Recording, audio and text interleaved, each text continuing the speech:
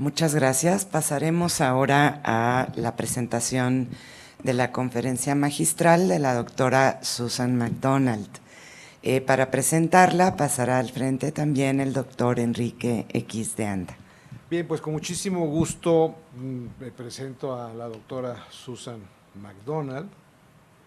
Susan es un personaje conocido y reconocido internacionalmente por su trabajo en la materia de preservación de la arquitectura moderna. Ella es jefe del Departamento de Edificios y Sitios del siglo XX en el Getty Conservation Institute en Los Ángeles. Es una institución también muy reconocida, es una institución, ustedes saben, filantrópica, que siempre ha tenido una muy importante participación en la preservación de obras y de sitios, no nada más del siglo XX, tienen un museo, intervienen en conservación de lugares históricos. Y en particular Susan ha sido un motor muy importante, un dínamo muy importante en el área del siglo XX. Ella ha impulsado nuevos trabajos, ha impulsado proyectos, ha impulsado el trabajo colaborativo a nivel internacional, falta en América Latina todavía un poco, pero en Europa, en Asia, y recientemente fue nombrada presidenta del International Scientific Committee of 20th Century, que es el Comité Internacional de Arquitectura del siglo XX de ICOMOS mexicano. Esta es la tercera presidencia. Es un comité de reciente creación, se creó hace apenas unos 15 o 20 años y ha sido impulsado de manera muy importante y ahora tiene presencia a nivel internacional, una presencia y una importancia cada vez mayor. Entonces, bueno, pues sin más, yo voy a darle la palabra a Susan. Y Susan, believe me that I told all the things that are in your I understood. Okay. I only said the truth about you. Okay. I hope so. This is your city. This is my city, yes.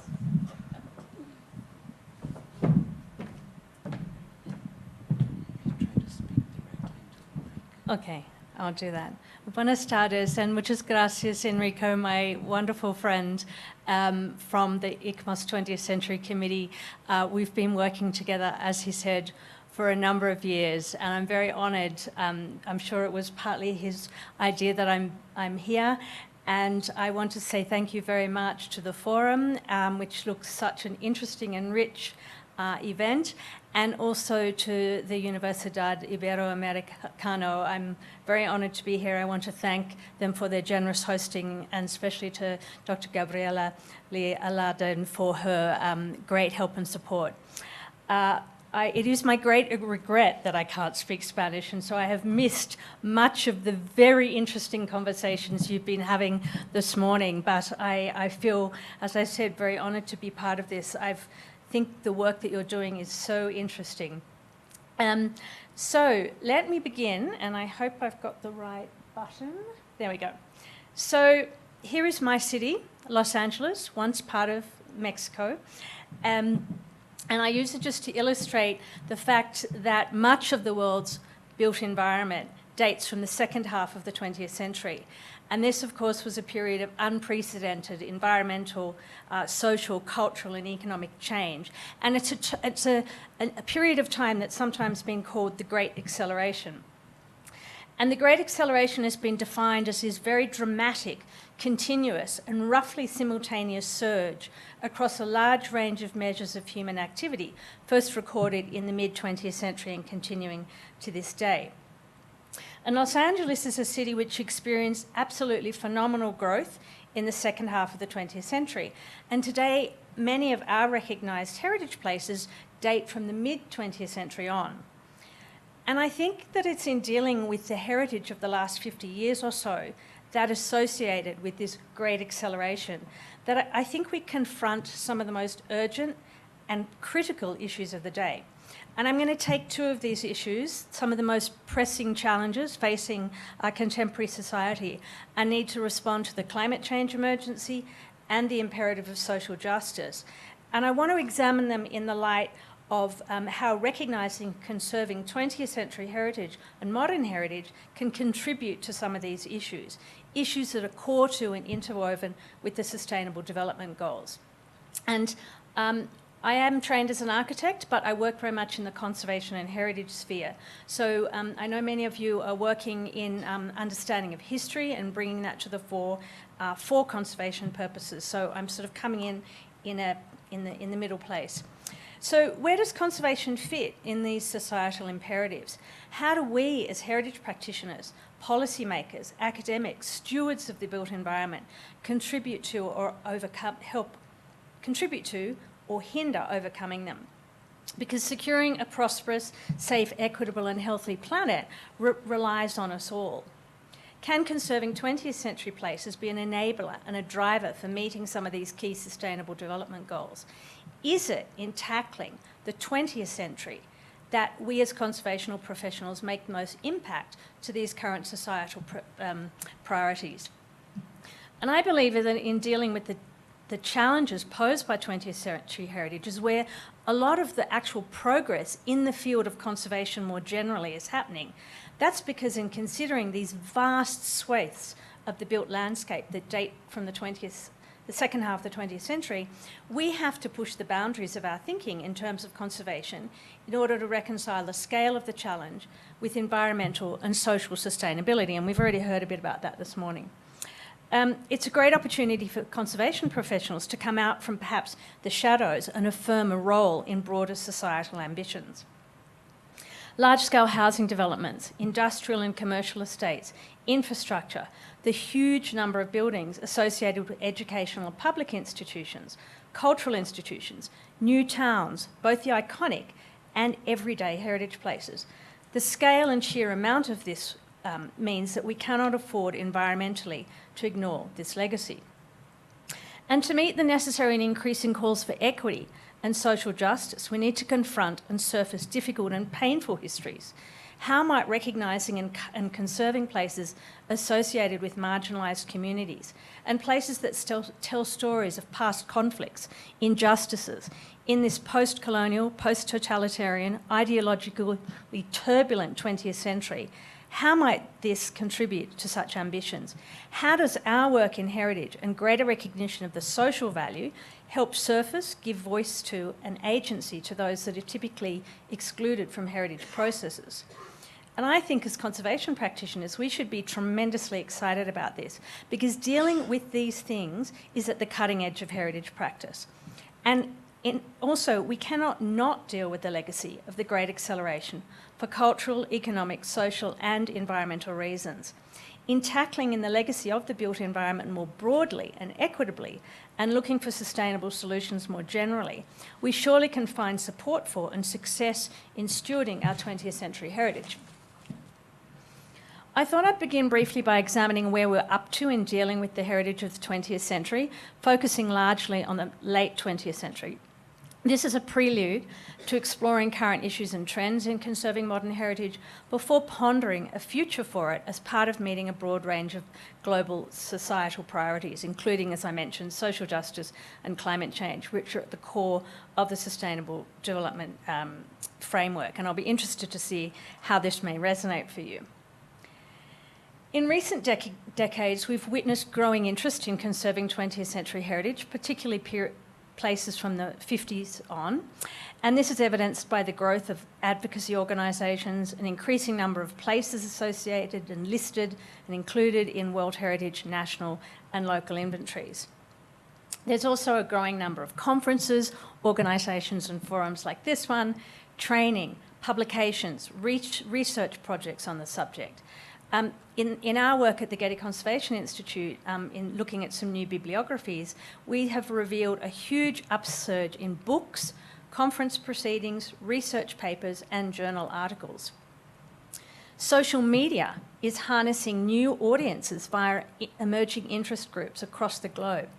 On the on your left here, the Bucharest-based Socialist Modernist platform has over 450,000 Instagram followers, effectively advocating for the protection of places of socialist modernist heritage by harnessing engagement and inviting contributions via social media and grassroots publishing efforts. We have a number of mature, dedicated, highly effective organisations around the world engaging in the subject. Docomomo's been going for over 30 years. The ICOMOS ISC 20 for nearly 20.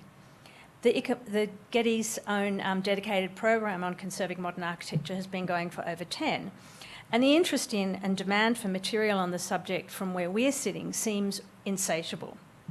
I think we can almost say that conserving modern heritage, which was once niche, is now mainstream, particularly for that heritage of the first half of the century. However, whilst we can celebrate a lot of progress, stewardship of this heritage is still uneven and sometimes ad hoc. Some parts of the world have solid strategic programs in place, others are a work in progress, and some are yet to begin. And despite so much progress, important places are being lost or irreparably damaged. The off-site causes for this include things like lack of public recognition and formal protection, the absence of a shared understanding or methodology for how we approach conservation. We've also got technical challenges that arise from the limited lifespan of some modern materials, and insufficient knowledge and experience on their conservation is another ongoing challenge.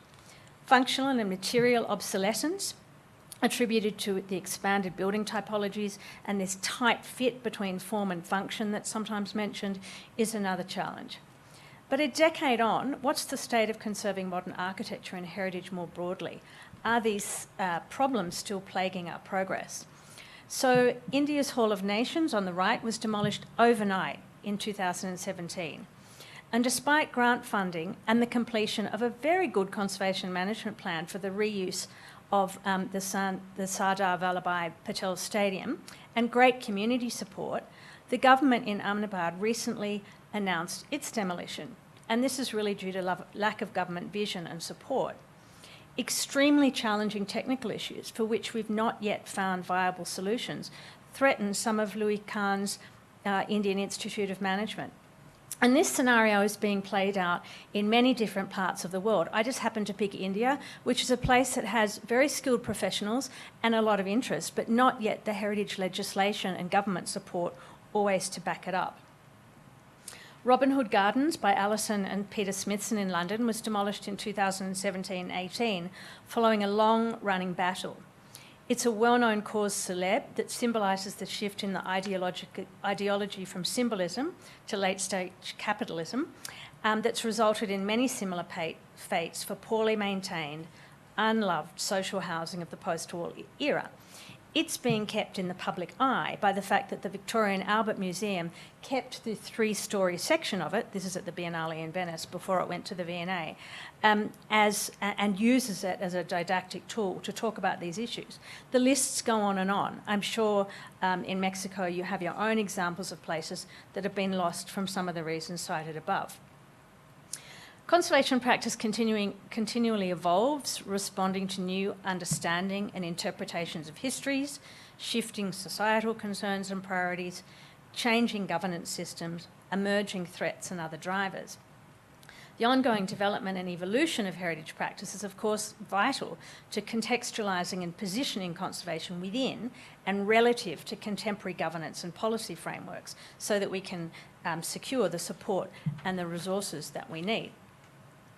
Attitudes to modern heritage and its conservation are changing. The definition, the nature and scope of modern heritage has shifted in the last 10 years. So too, there's been progress towards better understanding the value of and the processes for conservation. New emerging issues and changing priorities for conserving modern heritage are, I think, already evident. And in the face of the climate change emergency, and the imperatives for sustainable development, there are increasing calls for repositioning the conservation of modern heritage within these larger societal concerns and priorities. Broad-spread support for the heritage of the second half of the century has been quite a long time coming. One of the barriers to wide-scale support for conserving 20th century has perhaps been this rather narrow focus on capital M modern architecture, and the definition of what constituted modern architecture and therefore heritage. And I think we're hearing lots of interesting questions about that today already. Global interest in conserving modern heritage is inevitably a result of the passage of time, but it's also been stimulated by reframing its scope and meanings. Until recently, the canonic history of modern architecture used in heritage assessment was framed largely by European and North American scholarship, focused on the work of modern movement and its successors.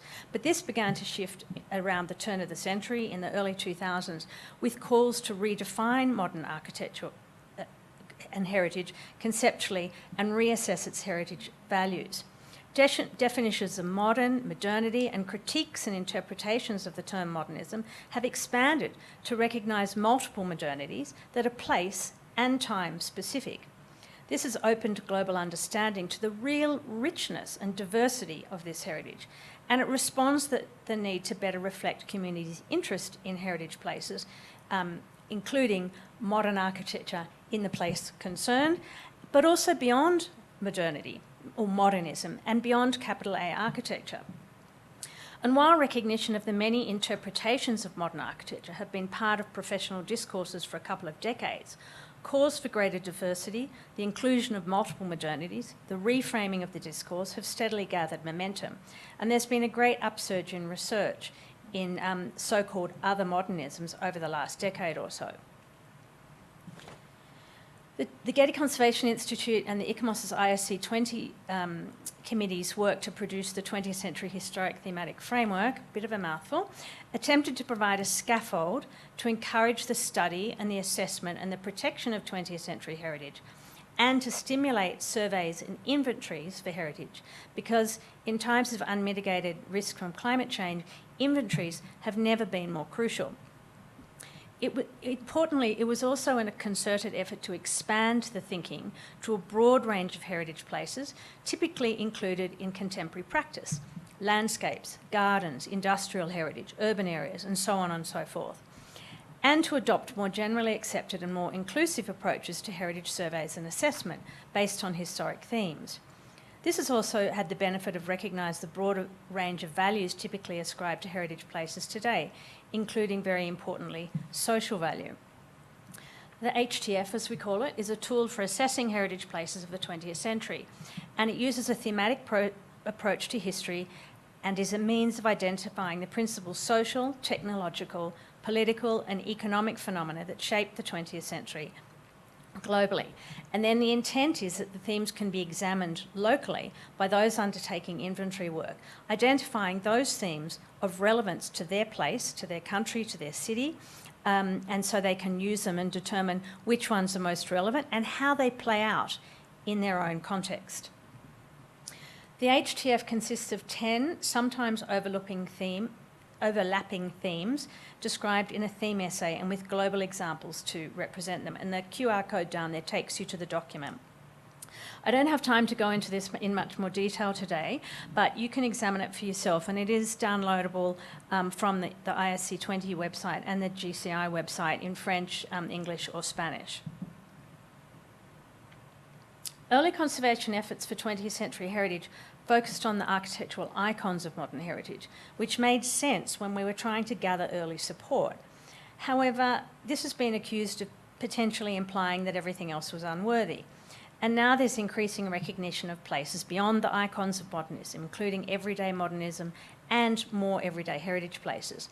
This has engendered the selection of a broader representative of the significant historical shifts that characterise the 20th century. And in turn, this has sometimes resulted in greater engagement by local communities by recognising places they most value. The recognition of the importance of social value in heritage practice has been an important shift over the last 20 years more generally. Contemporary conservation promotes identifying and conserving the full range of heritage values, typically things like aesthetic, historic, scientific, social and spiritual. Most places are host to tangible and intangible attributes, or both aspects of significance, and both aspects need to be sustained. Early efforts in conserving modern heritage emphasised very much the aesthetic values and focused on design and fabric, or the material attributes. And while values might be most commonly evident in the fabric, understanding how intangible values and attributes contribute to significance is increasingly recognised. And there are, of course, instances where the aesthetic or the architectural values are the predominant ones. But values related to associations with and meanings for communities or uses or practices that relate to the place also need to be identified, and mechanisms to sustain these values need to be included in conservation.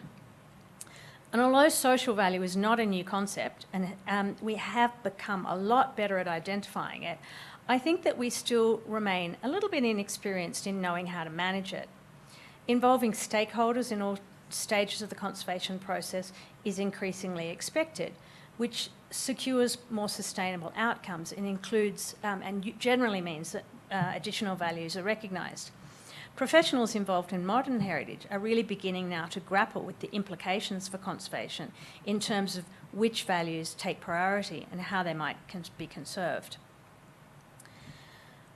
The emphasis on heritage as a means of surfacing and celebrating people's stories that connect people to place, both the profound and the ordinary, is very much part of our contemporary heritage practice.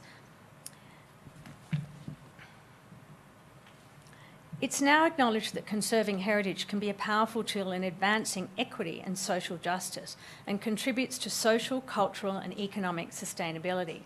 I'll come back to environmental sustainability later. But confronting difficult and painful pasts and identifying historic and social values of places associated with dark histories is, as I said, very much part of our practice. When these stories are still in living memory, which is the case, of course, for many places from the second half of the 20th century, we're often dealing with pain, trauma, and palpable anger. Stories can be dissonant. They can conflict with the generally accepted or promoted narrative. But the conservation process can make way for truth-telling, for documenting living memory, for working with communities to identify social values and reveal more equitable historic values. And here conservation can play a transformative role in reconciliation and healing, but no one would argue that this is easy work. Uplifting communities by shining a light on their histories and engaging in and empowering them in the conservation process can be a powerful tool in social justice, particularly for those whose stories have not been told or have been purposefully hidden or whose histories have not been recognised as part of national narratives. And I want to share 2 case studies with you now. African American heritage places have long been underrepresented in the United States, and there are numerous barriers to its conservation. In response to the Black Lives Matter protests and ongoing horrific incidents of brutality and murder of Black Americans, heritage organisations in the US have sought to examine how our current practices may be a barrier to equitable conservation. There's recognition that there's a need to redress the imbalance. Black history is US history and therefore needs to be recognised, understood, conserved and celebrated. We at the GCI are currently engaged in 2 initiatives that aim to secure Black Americans' heritage into its rightful place in US history. The first, the African American Heritage Places Los Angeles project, is a partnership with the City of LA. It builds on some of the past work that we've done with the city to develop its comprehensive inventory and conservation policies for the city. It's not exclusively focused on, but it's always included 20th century heritage places because it's LA. The focus of this particular project, however, is very much on local communities' living history and social value. And in the words of Brent Leggs, who's the director of the African American Heritage Action Fund, heritage conservation is social justice work. The midterm goal of this particular project seeks to work with Black communities to undertake much more detailed historic studies of Black history in LA, to recognise it, to identify it, to protect and celebrate places that are host to this memory. And it involves a number of neighbourhood strategies working with local communities. But the longer-term goal of the project is to improve conservation of underrepresented heritage through more inclusive, equitable and just preservation practices. And this includes things like providing a pipeline for Black conservation professionals through a variety of measures. It also involves interrogating our current conservation policies at the city and the national level. looking at processes and practices in terms of how they might be contributing to systemic racism in the heritage system that preclude broader recognition of all the community's heritage. The second initiative from the Getty Foundation is a US-wide funding program called Conserving Black Modernism. And what this program's trying to do is to provide grant support and capacity building to secure the conservation of works of modern architecture by black architects, works that have typically gone under-recognised across the US. It aims to bring recognition to these architects and their work. And because these places are often stewarded by local communities with limited access to conservation resources, it also seeks to uplift local stewardship. A recent grantee is a building in Los Angeles called the Mafundi Building, which is located in Watts, which is south of downtown LA. It's a predominantly black neighbourhood from the 1940s on, and its history reflects very much African Americans' history in Los Angeles more broadly. Watts is now a predominantly Hispanic neighbourhood, but still has a significant black community and remains one of the most impoverished places in LA's county. The building was built for the Mafundi Institute, which is a black cultural arts organisation, and it was dedicated to promoting community self-interest and black empowerment.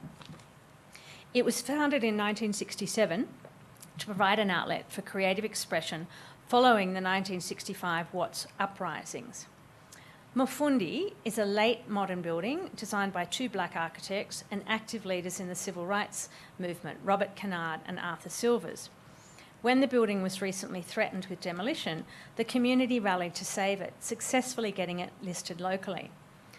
Our AAHP project was recently nominated for the National Register of Historic Places for its association with the Black Arts Movement. Interesting, not so much emphasis on the architecture here, even though it actually warrants it.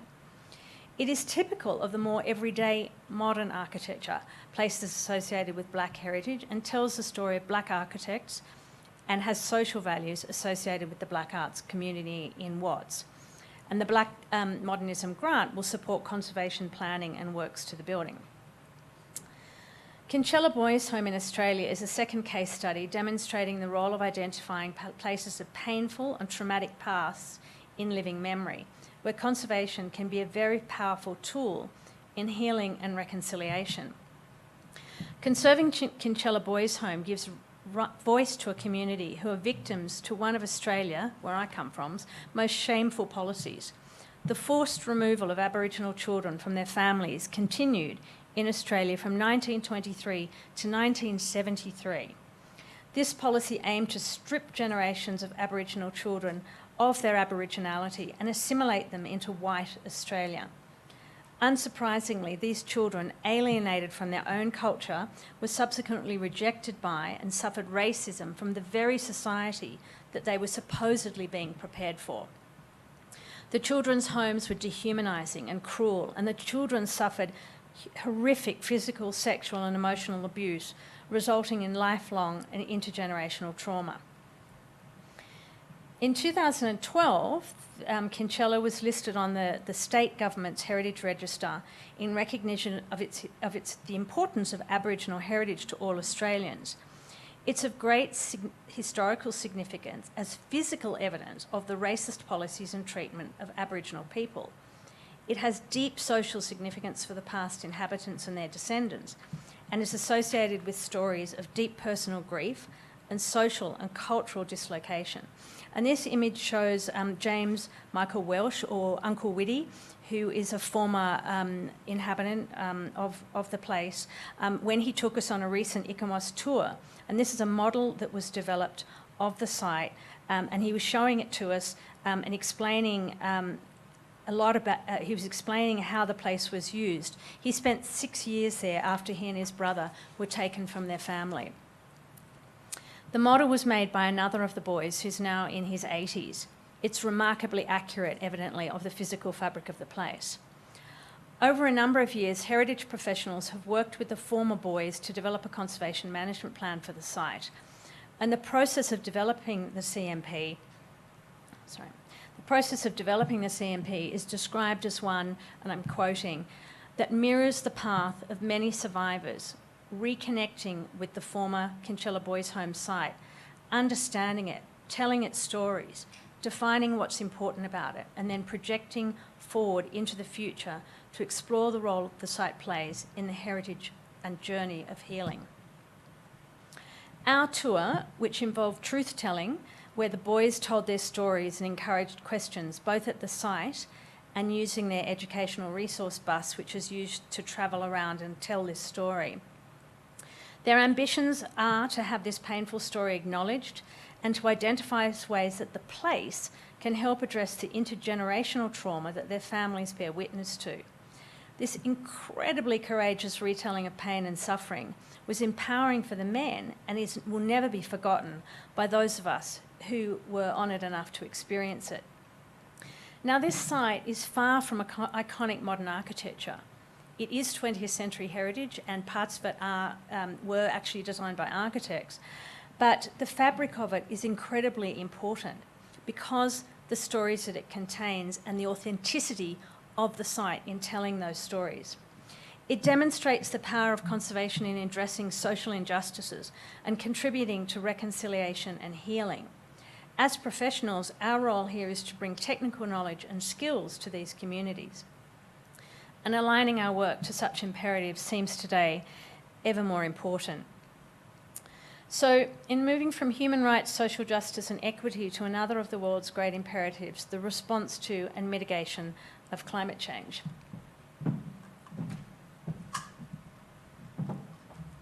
I'm sure you all recognise this Mies building during a time of flood recently.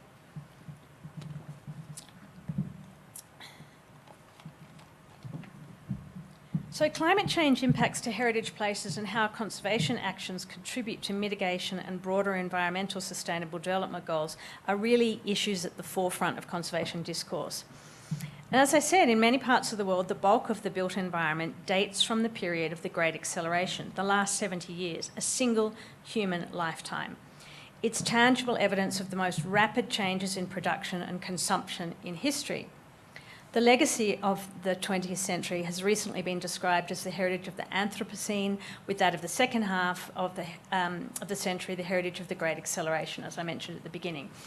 And this is an attempt to highlight the direct link between this heritage's creation and its causational effect on many of the woes affecting our planet and its people today. It might seem a little bit jingoistic. However, it does rather reinforce the need to be pragmatic and practical about how we confront the implications of this legacy and what we're going to do with it. Public debate on the merits of conserving this heritage based on aesthetic and social grounds, and sometimes environmental grounds, has not always gained traction. We can't conserve it all, but we can't discard it either. The environmental impact of demolishing and replacing huge concrete structures and complexes is already being questioned. Consideration of the environmental costs of replacement and our expanding recognition of values to include social significance and burgeoning interest in everyday heritage. These things all open the door to new approaches when dealing with the legacy of the 20th century built environment. This may include but move beyond conservation per se. European countries such as the Netherlands, Denmark, France and England, to name a few, are beginning to explore and in some instances mandate whole life carbon assessments as part of their planning processes. And this could have negative or positive impacts or consequences for modern heritage, depending on the specific case. The question nowadays is, how is conserving this heritage part of the solution rather than just being the cause of the problem? Heritage and conservation aside, the future of the planet relies on us deciding both how we build in the future and inevitably and crucially how we're going to deal with the legacy of the built environment from the last 50 to 70 years. It's surely a moment of reckoning for all of those involved in conserving the built environment. We've heard for many years about the specific challenges brought about for conserving modern heritage, given its nature, its form, its design and materiality. And more recently, we've begun to ponder these challenges in the context of the climate change emergency. The key building materials of the 20th century, such as concrete, aluminium, steel and plastic, all pose very specific environmental challenges that need consideration in conserving what we've already inherited and how we intend to build in the future. We need to move the dial beyond these feel-good platitudes, such as the greenest building is the one that's already built. It's not a bad platitude in itself, But we need to begin to gather compelling research-backed data, verifiable modelling and good case studies to really demonstrate the role and efficacy of conservation in contributing to climate change resilience, mitigation and adaptation. We need to demonstrate why dealing with the legacy of the Great Acceleration rather than replacing it is key, and it's going to need to move beyond because it's historically and aesthetically interesting. We need to rethink or adapt our approach to effectively conserving modern heritage to centre it within environmental sustainability, not merely as an add-on. It's not a new idea, many people are working on it, but it is becoming more urgent. I want to focus in on concrete briefly, given its global predominance and its universality. Concrete, or more specifically Portland cement, is perhaps the material identified as the most problematic environmentally, as this dramatic Guardian headline from 2019 signifies. It's also the material associated with pretty much all the typical 20th century places we can think of, buildings, landscapes, infrastructure, and so on. It's literally the foundation of our more recent cities and towns. Concrete covers vast amount of the Earth's surface. Statistics from this Guardian story state that between 4 to 8% of the world's greenhouse gas emissions result from cement production, and they're firmly casting concrete as the villain of modern materials. So this calls for alternative models of development and the use of more environmentally sustainable and less impactful materials. Reinforced concrete has its beginnings, of course, in the 19th century, but really remained an industrialised but still largely crafted material until the mid-20th century. This shift to the huge-scale industrialised production and construction processes that characterise the second half of the century have given rise to its current predominance as a material. And concrete continues to be used at a vast scale in many parts of the world, as these figures show. Canadian scientist and policy analyst Vaclav Smil, an author of the quote shown here, provides some extraordinary statistics on the amount of cement produced and poured in the US over the last 100 years, and the extraordinary amount of concrete used already in China in the 21st century. His book, Making the Modern World, Materials and Dematerialisation, examines the evolution of the most common building materials from production and use, energy cost and environmental impact, and talks about its implications for the future. Concerns about environmental repercussions of continuing to building concrete at the current pace has relevance for our discussions on conserving of concrete heritage.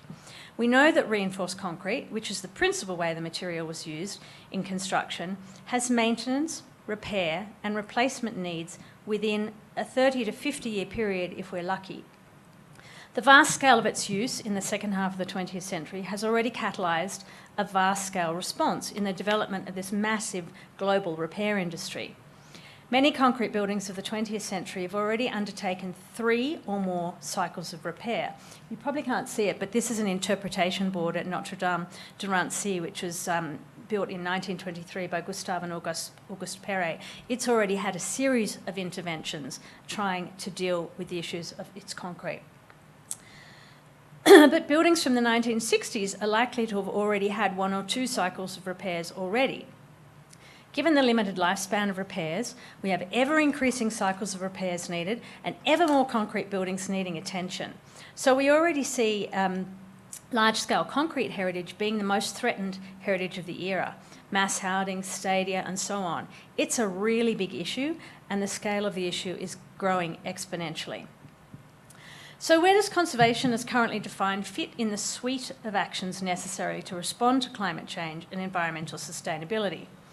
In order to sustain the values of a place and balance other societal imperatives, conservation may be just one of a range of appropriate actions. Others may include recycling, repurposing or adapting, or maybe even leaving things to ruin.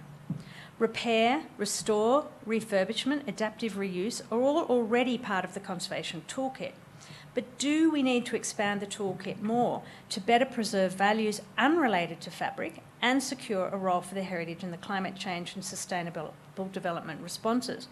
How might this consequently engender greater public support for modern heritage? And what does it actually mean in practice?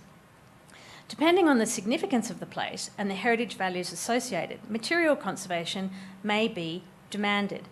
In other instances, it might be a byproduct. In other instances where social significance is key, material conservation may not factor at all. But we do need to ensure that we don't overcompensate in the willingness to make conservation fit in the current climate change imperatives.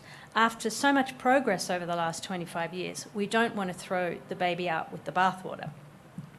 There are now plenty of examples of good conservation projects for concrete buildings, and some of them are in this book that we did at the GCI a few years ago. Historic concrete has challenged how we can adopt a conservation-led approach to material conservation.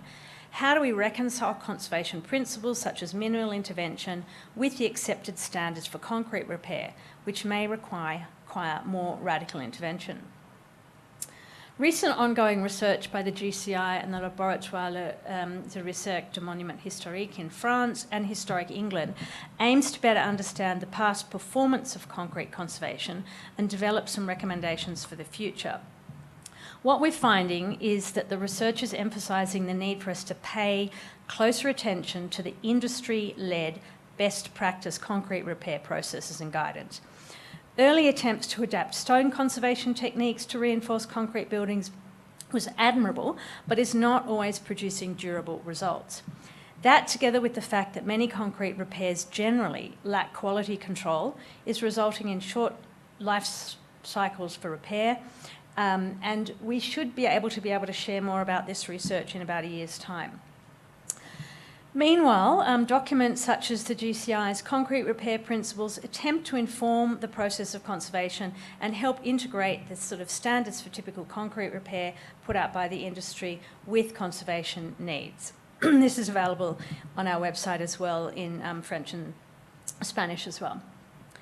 So at the extreme end of conservation, or what we might call preservation, we have either managed ruins or ruinisation, where places are left slowly to decline. Concrete sites such as Hiroshima in Nagasaki, Japan is an interesting example. And this island is one of the sites of Japan's Meiji Industrial Revolution Serial World Heritage Listing. It's a former underwater coal mine, and it has concrete that dates from the 19th century right through until the 70s, when it was abandoned. It's also a site of forced labour in World War II, and host to values that the Japanese are yet to acknowledge. Such sites are unfeasible to repair or conserve due to the level of rebuild required, the cost and ongoing maintenance commitments, and so on. Here, in this case, certain parts of the site will be preserved and managed as a ruin to allow safe visitation, and the rest of it is going to be slowly left to decay. But let's look at an example of a really large-scale reuse or renewal project. This is Toronto, a city of over 1,000 concrete towers built between 1960 and 1980. The Toronto Towers Urban Renewal Program in Canada is a really interesting example of a city embarking on a holistic and visionary program to sustain their large portfolio of mid-century tower blocks which define the character of the city. And it tackles a whole range of urban issues. It's led by the non-profit Tower Renewal Partnership, and the work aims to renew the existing tower blocks, and it's got three main goals. The first one is a cleaner, greener city through a reduction in greenhouse emissions, both by refurbishing instead of demolishing the towers and upgrading their energy performance. Second is to create stronger, more sustainable communities by improving basic amenity. And these are amenities like improved transport, better urban and green spaces, and more mixed use opportunities to bring different activities into different places. Thirdly, it provides economic opportunities with new co-op and ownership models and incentives for owners. The project well recognises the heritage values of the concrete tower blocks. Their conservation was one of various intersecting public goods. Conservation came almost as a side or an additional benefit, despite being an early driver for the initiative. The heritage objectives were specifically to educate and promote the value of Toronto's concrete towers. They established heritage guidelines. They were trying to reinvest in towers to meet future needs and improve housing quality. Now, purists might argue that some of the changes instigated under this project that might be a little bit more than what we might advocate for in conservation terms. However, this was a huge scale and visionary project. It recognised the urban values of the towers rather than treating them as individual monuments. It tackled economic, social, environmental and cultural sustainability, but it relied on a really thorough understanding of the tower's significance across these broad range of values. The work of Pritzker Prize winners Vassal and Lacotan are at the extreme end of adaptation, where architectural and material significance is of lesser importance than the social values of the place. Their ethos of starting with what you have got, then adapting or repurposing it to improve the amenity for residents triggered a large-scale redo for this 60s housing block on the periphery in Paris. It achieved social sustainability, contributed to environmental sustainability, and provided high-quality public housing. The building was reclad and winter gardens were added to the facade, which increased the size of the apartments. Not conservation as we know it, but reuse and renewal, and surely a solution to this large-scale amount of the places from the late 20th century that we need to deal with. I really enjoyed, they had interpretation boards around the site explaining the process and what they did, which I thought was really interesting, because it's 10 years since the project was done. All of these, and then there's recycling of concrete when demolition is proposed. This is the visitor centre at the Hanil Cement Factory in South Korea. It's made of concrete recycled from the site. It aims to demonstrate the ways that concrete can be recycled rather than discarded. And I would acknowledge that this is unlikely to be an appropriate conservation action on its own where heritage buildings are concerned. All of these examples show a range of approaches for dealing with both the concrete heritage and non-concrete heritage places of the Great Acceleration. They demonstrate the need for integrated approaches.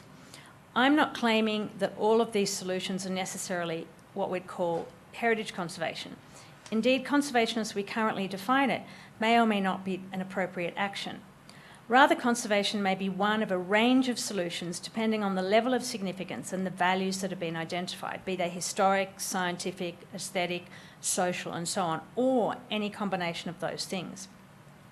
But given the number and scale of the global concrete landscape, the most careful conservation approaches are likely only to be used in a small number of cases, instances where the fabric of the place contributes importantly to the cultural significance of the place. More physically impactful approaches may be appropriate for places with a broader range of values and where heritage impact can be mitigated or where there just might be limited options. In other instances, where there are a wider range of places where conservation solutions don't impact heritage values, you can provide a much greater variety of solutions to meet other sustainability goals such as social, environmental and economic.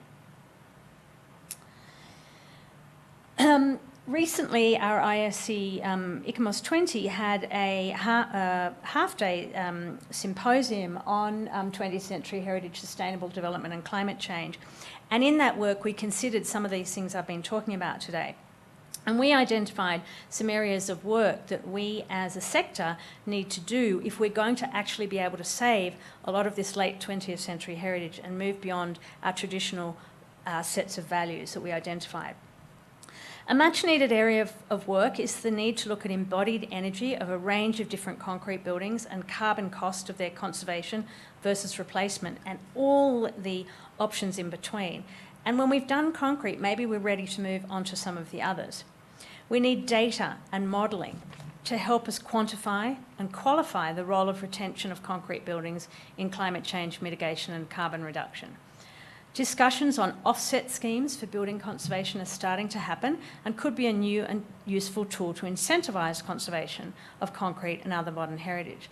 But we need a lot more work in this area to move beyond the platitudes and embed conservation in sustainable development actions.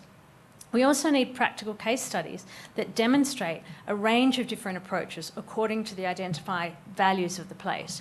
With better data and better case studies, we'll be better equipped to develop policies to integrate conservation into the suite of sustainable options. Final thoughts, and my emoji looks a bit younger than me, I acknowledge. Let me now attempt to conclude this ramble across some distinct and often interconnected issues and come to some sort of final thoughts. There's certainly evidence to suggest that the heritage of the Great Acceleration is better understood, appreciated, and conserved than ever before. Conserving the heritage of the 20th century has been largely mainstreamed and absorbed into the continuum of practice. It's now generally accepted that conservation approaches, tools, and methods used for the heritage of earlier eras are appropriate for modern heritage. However, there are important issues that still remain, particularly for this heritage of the second half of the 20th century. There's a need for more technical research, information and training to equip professionals to conserve this legacy. But how do conservationists expand our toolkit to understand, to deal with the ordinary and everyday places, such as the big concrete heritage of the modern era? And I think interrogating the history of modern architecture generally is one way to help increase understanding and breadth of this. While more research projects are underway by academia, by industry, and very occasionally both, the scope and scale of the issues and the huge array of materials and their associated challenges are such that research hasn't made that much of a dent yet. Efforts by the few agencies undertaking significant research on technical challenges, such as concrete and other materials, remains nascent, and the outcomes are only very slowly filtering into technical guidelines and affecting practice. And despite a growing number of university research projects, this work takes time, and short-term funding doesn't always support the long-term effort that's required to bring results to practice, so we have to keep going. We still need focused, practically orientated research to address some of the challenges. In order to determine how conservation can respond to climate change and address large-scale challenges associated particularly with the big heritage of the modern era, the huge housing, educational and industrial complexes, infrastructure and urban areas and so on, an understanding of how to deal with the physical fabric at a conceptual and a practical level is actually necessary.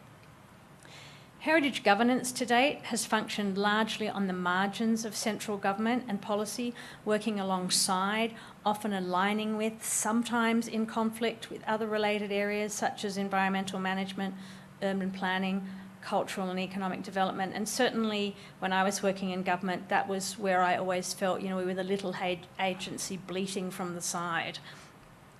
With increasingly competing priorities for funding, such positioning is ineffective. Hence the call to better integrate heritage management into broader governance and policy frameworks. Therefore, mechanisms are needed where public benefit outcomes are collapsed together, recognising and honestly talking about conflicts and disbenefits, or when joined up benefits can be leveraged to create multiplier effects. Heritage conservation does need to be leveraged with other public goods rather than trading it off against other public benefits, which is what often happens in reality. But how this operates in practice, I think, is still a work in progress. But reframing our approach, I think, is fairly important to effectively conserving modern heritage. I think it's pretty exciting to realise that when we're dealing with modern heritage is where we confront the most critical heritage issues of the day: how to manage social values in the context of social justice, how to respond to and mitigate climate change, how do we contribute to the Sustainable Development Goals and engender the support and engagement of communities and authorities. The emerging heritage of the 1990s and the early 21st century only compounds many of these issues.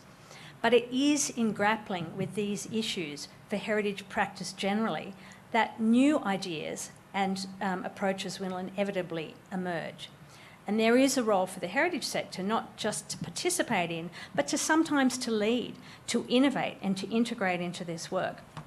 And I, for one, am extremely happy to be part of this discourse, and I'm looking forward to the next decades as we try and move this forward. Thank you very much for your attention.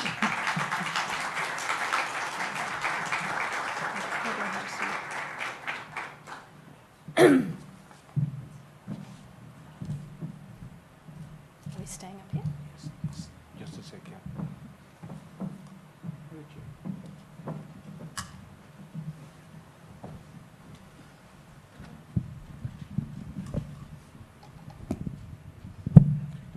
Bien, aunque no está previsto, pero si alguien quiere hacer algún comentario, alguna pregunta a nuestra ponente.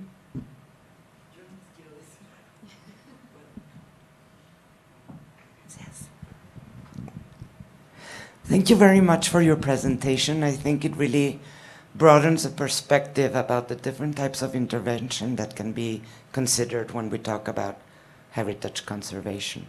I just wanted to add that I've been working for several years now with the concept of the historic urban landscape, and I find that a lot of the things you mentioned resonate or really resonate with the toolbox and the guidelines that UNESCO has put forward to implement strategies, for really for the application of the historic urban landscape ideas.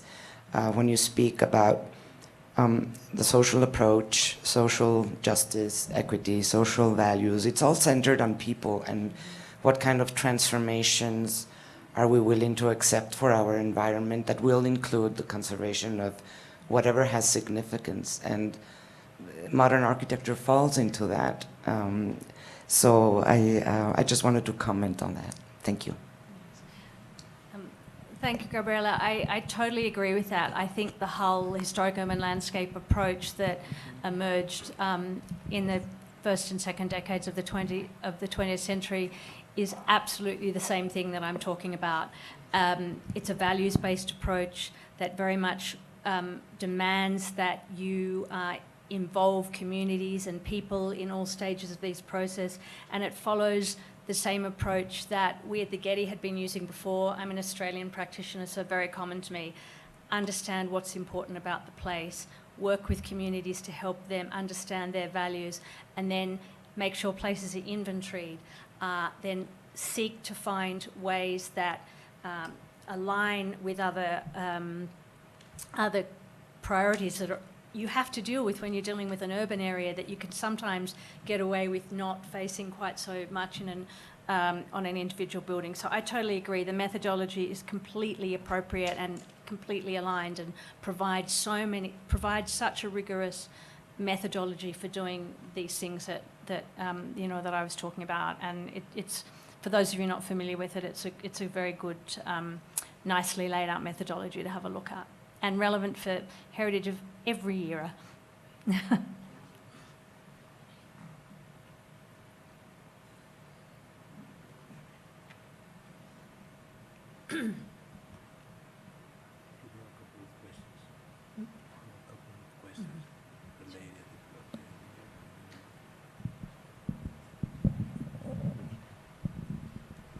Thank you so much first, Susan. It was really open, broad, all the themes you touch.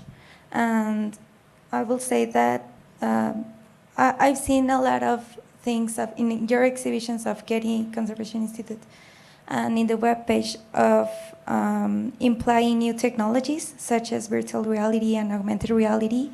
And I wanted to know how important is applying those new technologies to applying it to the conservation of architecture and modern architecture, and what part do you think they will be taking in the near future? Okay. Where I work at the Getty, we pay a lot of attention to the role of science in conservation at all stages in the process and the use of technology.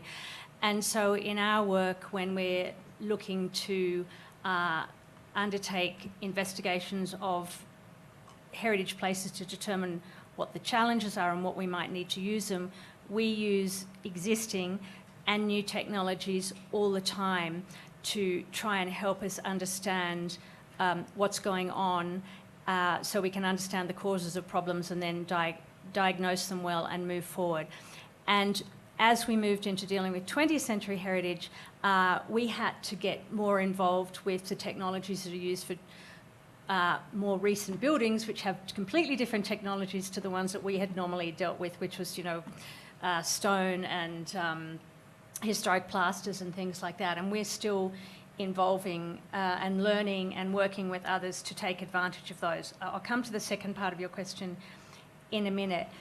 I think that in terms of, because we're dealing with so many new types of buildings with very complicated technological innovations associated with them, as conservation practitioners, we're often having to kind of really expand the people that are involved in our processes to people that come from outside conservation engineers who know way more about this and are much more used to some of the technologies and tools that are used to do investigation work. And I find that really exciting, because when you're dealing with 20th century heritage, it's where, you know, the past and the present and the future all come together. And so we've got architects that are working in contemporary work, coming together with people that work in conservation and people that are working with things that we're now historic. And so the role of technology is important in that. We are always very careful at the Getty that we advocate for technology that's appropriate for the place and the people that need to be sustaining the use of that technology.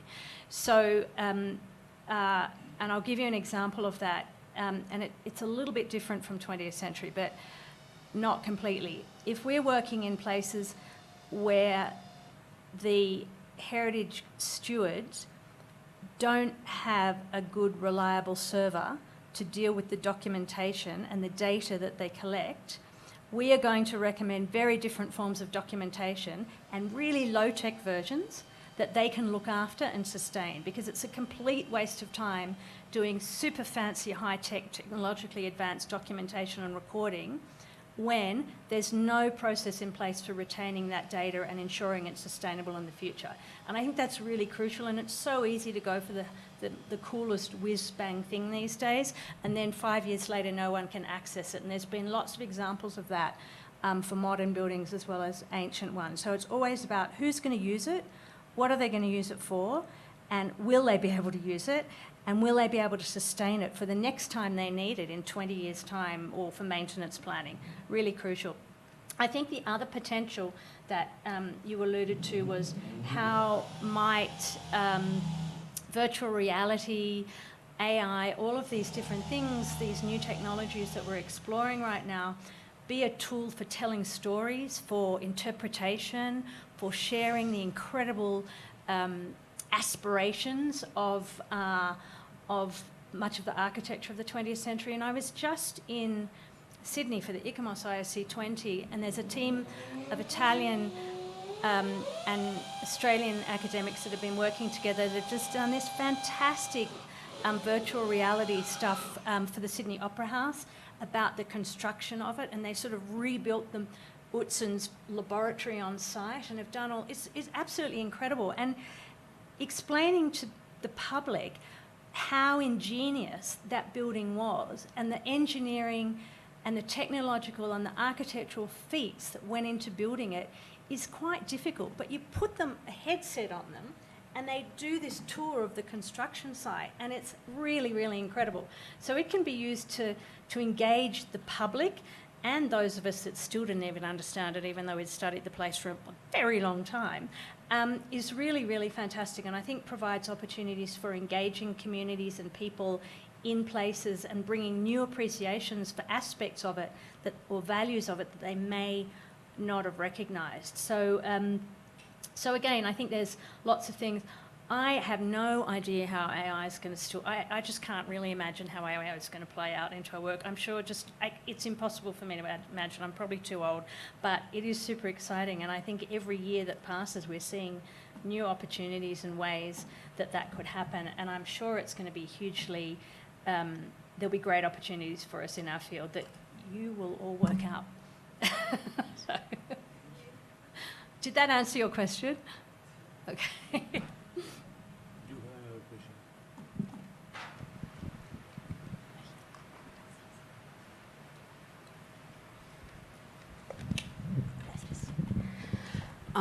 Susan, thank you for such an insightful presentation. For me, as a Latin American, it's very important that you mention the dark histories. The 20th century, in the case of Latin America, is plenty of dictatorships and such an unloved legacy that is what materialized our most of the built environment we have. So I would like to ask you if you can expand a bit on the parameters you have and the documentation of this conflictive heritage or the possible inclusive interpretations or the process of rebuilding the significance and the actual preservation of those places that can be as conflictive as our legacy. Thank you. That's a very complicated question, and I just want to make clear that I'm not an expert in dealing with sites of dark history or conflict. It's something that we've been really interested in at the Getty, and we did do some work with the Consensus Building Institute, which is a East Coast-based organisation that deals with dealing with conflict and how using conflict resolution approaches and tools you can help form a path forward. And there was a book that we did, and I'm completely blanking on the name of it, but I can find it and send it to you. But it's on our website. And that was a contribution that we did to that. And we've certainly worked in many places where you cannot ignore the layers of history that have gone before it as you move forward. And, you know, we're facing that a little bit to a much lesser extent with the African American Heritage Project, because the sites necessarily aren't places of pain, trauma and conflict or dissonant heritage. It's just their story has been left out, like in the one of the Kinchela one. What I do know is that these things take a very long time to surface, manage and develop, and there are organisations that engage in this topic. It is really, really important, and I think it's hard work for us as heritage practitioners. The sites of, do you know the Sites of Consciousness organisation based out of New York? It's a really interesting organisation that's an affiliation of sites that are associated with dark histories and pain, trauma, conflict, the things, your dissonant heritage that you're talking about. And that's an affiliation of people that have been doing that work. I know there's interesting work that's happening in Argentina on this subject, in Brazil right now, Chile, all around the world. People are really thinking about it, and there's a new ICOMOS committee called Rights-Based Approaches, which I think is thinking about this. It's a working group, so it's a cross ICOMOS group. It's not a committee. It actually crosses all the different areas, be it 20th century or landscape or whatever. I think it's hard work. I'm not an expert in it. I'd be happy to talk to you outside more about it. I think it takes coalitions of people. It's about bringing different groups together. It's about truth-telling and deep listening. I knew about the Kinchela Boys' Home project before I left Australia, but it was a very, very early stage. And I had worked with one of the boys, Widdy, who at that stage was just thinking about Aboriginal heritage generally, and didn't know that his time at the Kinchela Boys' Home might be a story about heritage and how heritage might be able to play a role. And that was a really interesting story, seeing that's happened. And that, to be honest, the success of that work is to do with the people as ever, and the heritage consultant who just acts as a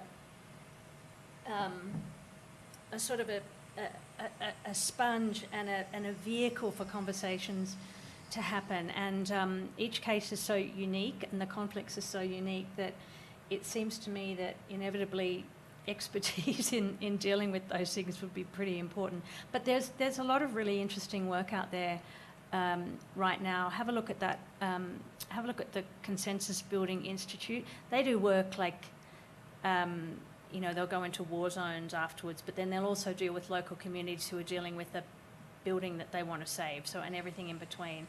And this particular piece of work with them was to look at what might the role of these tools, and in heritage plan, what might the role of heritage practitioners be?